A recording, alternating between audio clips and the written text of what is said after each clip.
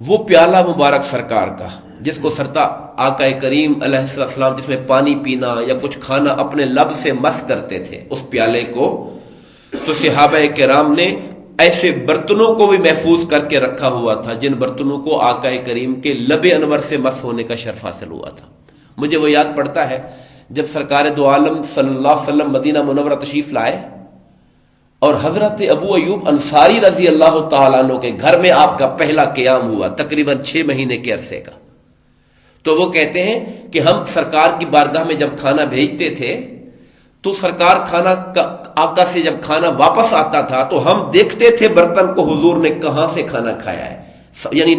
برتن کٹوری میں سالن ہے تو سالن حضور نے کہاں سے لیا ہے، پھر ہم اسی جگہ سے نوالا لے کے ہم کھایا کرتے تھے کہ اس جگہ حضور کا ہاتھ لگا ہوا ہے۔ یہ آپ دیکھیے عقیدہ، دیکھیے اہل ایمان کا، اہل محبت کا، جو اللہ کے نبی کے ساتھ ان کا ہے۔ حضرت ابو ہریرہ کہتے ہیں ایک مرتبہ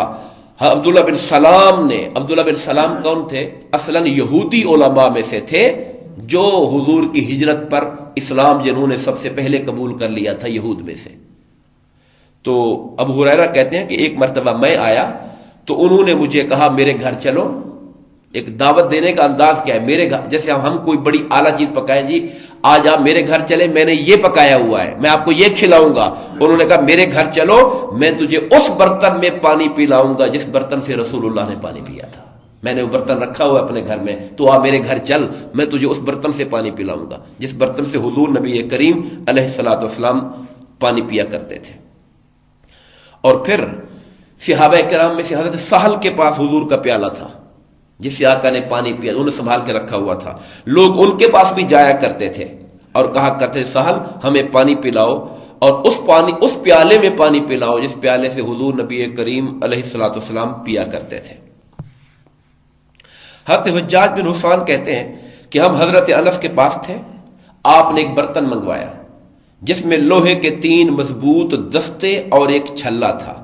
آپ نے اسے سیاہ غلاف سے نکالا۔ اب دیکھیے حضرت انس کے پاس پیالہ تھا، وہ پیالہ ٹوٹ گیا۔ اب مجھے معلوم نہیں وہ لکڑی کا ہوگا یا کس چیز کا ہوگا یا کسی دھات کا ہوگا، تو آپ نے اسے 3 مضبوط دستوں سے، جیسے کور کرتے ہیں ٹوٹے ہوئے کو جوڑنے کے لیے، اس کو آپ نے چاندی کے دستوں کے ساتھ جوڑا ہوا تھا۔ ان کی نگاہ میں اس کی قدر و قیمت عام چیز کی نہیں تھی، بہت اعلیٰ چیز کی تھی، اس کو چاندی کے ساتھ انہوں نے جوڑا ہوا تھا۔ اور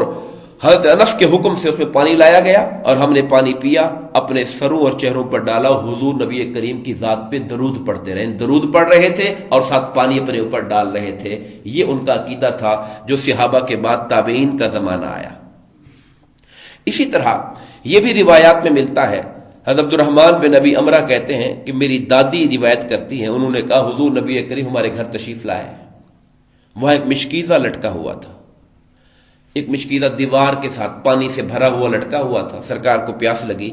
تو آپ نے کھڑے ہو کر، اب چونکہ مشکیزہ اوپر تھا، اس کو اتارنے کی بجائے کھڑے ہو کر آپ نے مشکیزے کے منہ سے پانی پیا۔ تو وہ کہتی ہیں کہ وہ جس جگہ پہ سرکار نے پانی پیا تھا اس کے منہ سے ہم نے وہ ٹکڑا کاٹ کے اپنے پاس علیحدہ سے سنبھال لیا۔ مشکیزے تو پھٹتے رہتے ہیں، خراب ہو جائیں گے، آخر وقت کے ساتھ ساتھ گزر جائیں گے، مگر ہم نے اس کے منہ کو کاٹ لیا کہ اس کے مشکیزے کے اس جگہ پر حضور نبی کریم علیہ الصلوۃ والسلام کا دہن اقدس لگا تھا اور یہاں سے حضور نے پانی پیا تھا۔ بے شمار مثالیں ہیں ہمیں جو صحابہ کرام اور صحابیات کی زندگی کے اندر ملتی ہیں۔ اسی طرح کا واقعہ ام سلیم کے ساتھ بھی آیا، حضرت انس کی والدہ، ان کے گھر بھی آ کر مشکیزے سے پانی پیا، انہوں نے مشکیزے کا وہ حصہ کاٹ کے اپنے پاس رکھ لیا جس کو سرکار دو عالم کے لبھائے مبارک لگے ہوئے تھے۔